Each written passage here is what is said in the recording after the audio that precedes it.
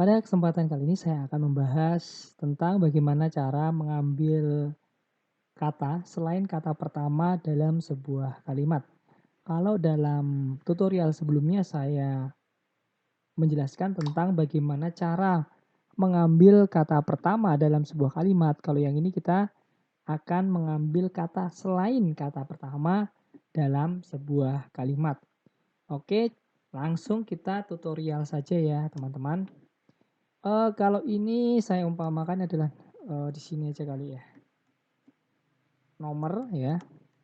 Di sini keterangan, lalu di sini bentuk penulisan atau hasil ya, hasil aja ya.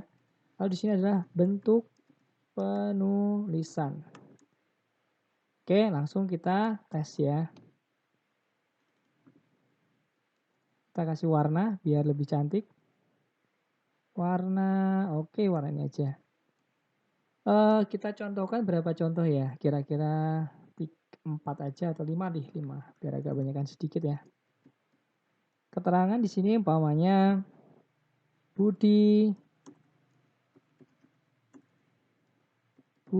pergi ke pasar, ayah dan kakak saya sedang membuat meja, lalu apa lagi ya? Kursi itu sedang diperbaiki ayah. Lalu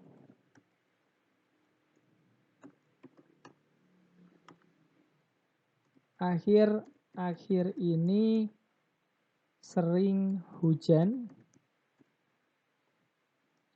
Cuaca hari ini sangat panas sekali. Oke, ini contohnya. Saya di sini membuat 5 contoh. Kalau sebelumnya, teman-teman ya, sebelumnya di tutorial sebelumnya itu saya membuat, saya akan mengambil kata pertamanya. Saya akan mengambil kata ini, Budi saja. Lalu tadi ayah saja. Yang saya ambil kata itu di tutorial sebelumnya. Tapi kali ini saya akan mengambil setelahnya. Pergi ke pasar, dan kakak saya sedang membuat meja ya. Saya mau ngambil kata setelah kata tersebut, setelah kata pertama. Bagaimana rumusnya? Ini kombinasi rumus di sini. Berarti sama dengan, karena kita mau ngambil ini berarti kita pakai fungsi kombinasi, fungsi right ya, buka kurung. Teks yang akan kita olah adalah sel B5. Lalu number char-nya adalah number char-nya adalah len sel B5, lalu kita tutup. Lalu setelah itu dikurang find buka kurung tanda petik 2, artinya ini adalah tanda spasi pertama yang akan muncul. Lalu selnya apa namanya, database-nya apa, datanya adalah B5, sel B5. Start number-nya 1. Oke, kita tutup. Ya, pergi ke pasar. Tinggal kita kontrol copy, kita copy ke bawah. Nah, seperti ini. Nah, nanti saya akan bedah bagaimana bisa menjadi seperti ini ya. Ini bentuk penulisannya. Kontrol copy seperti ini.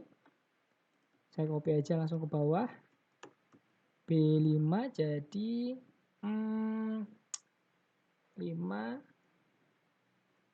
jadi 6. Lalu 5 jadi 7. 5 jadi 8 karena selnya tadi ya, teman-teman ya. Lalu di sini menjadi 9. Nah, gini. Jadi baca rumusnya adalah sama dengan right B5, sel B5, yaitu sel B5 ini, lalu len itu untuk menghitung jumlah karakter dalam sebuah kalimat ya. Len B5 dikurangi find ya. Find ini adalah apa? Find ini adalah menemukan. Jadi menemukan, mencari ya, ibaratnya mencari tanda petik 2 ini ya, tanda spasi ini kan, petik 2 di sini ada kosong, ini adalah tanda spasi. Lalu sel yang akan kita cari adalah sel B5 dan pertama 1. Oke, seperti itu. Kita langsung di sini coba akan saya buka bagaimana kenapa kok bisa hasilnya menjadi seperti ini. Yang pertama adalah A ya, yaitu fungsi write. Fungsi write itu untuk apa? Write itu adalah untuk mengambil data atau mengambil kata dari kanan ke kiri. Di sini adalah write ya, seperti ini. Number char-nya itu adalah, jadi kita teksnya yang kita akan ambil adalah selnya B5, lalu number char-nya yaitu berapa jumlah karakter yang mau kita ambil. Kalau di sini saya contohkan, umpamanya saya mau ngambil 10 karakter, ya saya tutup kurung. Di sini maka jadi I ke pasar. Lah, kita tes saja 10 karakter. 1, 2, 3, 4, 5, 6, 7, 8, 9, 10. Jadi ini yang akan diambil. Oke, kelihatan ya teman-teman ya, ini 10 karakter. Tanda spasi dihitung sebagai karakter. Lalu fungsi line itu apa? Ini berarti fungsi write ya. Kombinasi rumusnya. Fungsi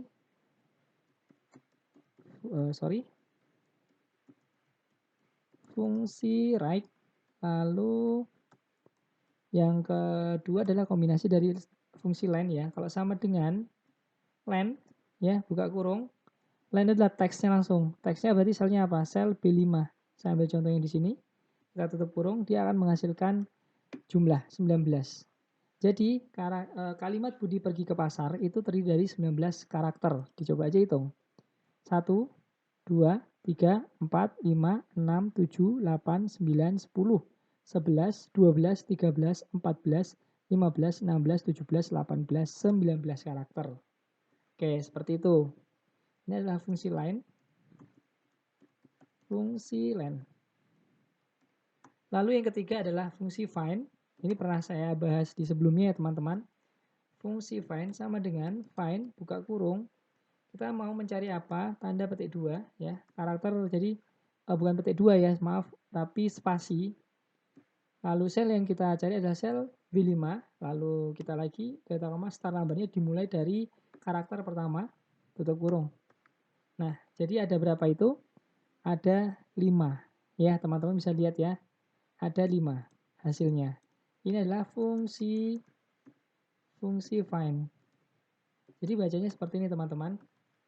Yang ini adalah fungsi find, berarti dia menemukan, dia mencari tanda spasi pertama dalam sebuah kalimat itu pada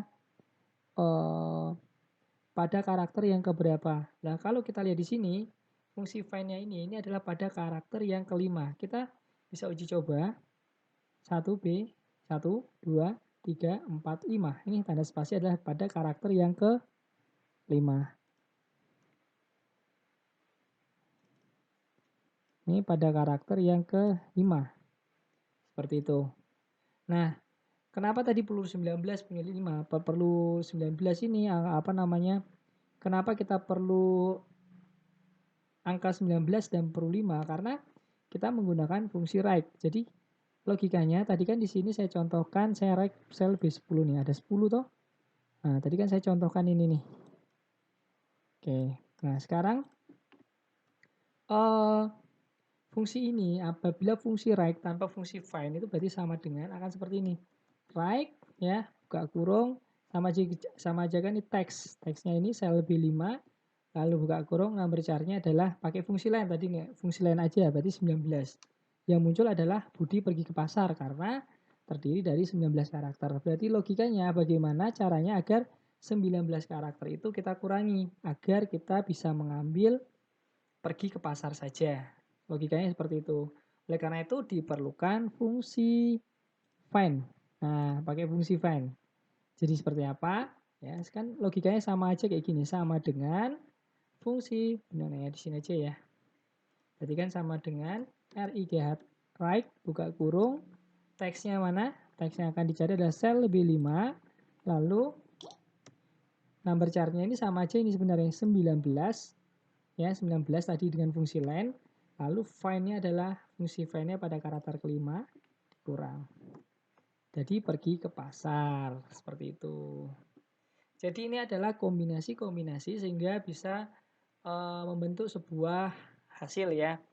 Sebenarnya ini dasar saja ya, kalau menurut saya ini cuma dasar. Nah, nanti tergantung data yang akan kita olah, permasalahan-permasalahan yang akan kita hadapi, kita menyesuaikan aja. Kalau umpamanya nggak bisa ya gimana caranya kita bisa buat kode agar dapat kita olah datanya, seperti itu.